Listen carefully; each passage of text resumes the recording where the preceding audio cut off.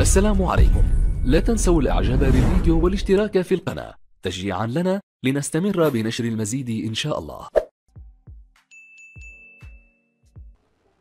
الرئيس الجزائري عبد المجيد تبون يرد بقوة ويدعو إلى فتح خطوط جوية جديدة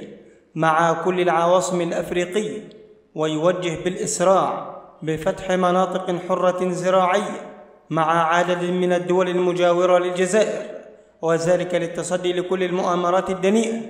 التي تشنها أعداء الجزائر باستغلال الحدود، في إشارة واضحة إلى فرنسا التي تحاول إثارة الفوضى في منطقة الساحل الإفريقي وإغراق الجزائر بالمهاجرين الأفارقة، وهو ما دفع الرئيس الجزائري عبد المجيد تبون إلى إصدار التعليمة الفورية في كلمة له خلال إشرافه على افتتاح احتفالية النسخة الأولى للوسام الشرفي للتصدير، حيث أكد على أن الجزائر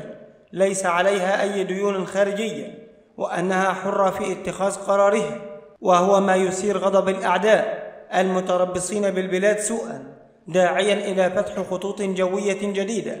نحو كل العواصم الإفريقية بهدف تفعيل الدور الجزائري في إفريقيا ومحاربة الأعداء المتربصين الذين يستغلون الحدود لتنفيذ مؤامراتهم في الجزائر.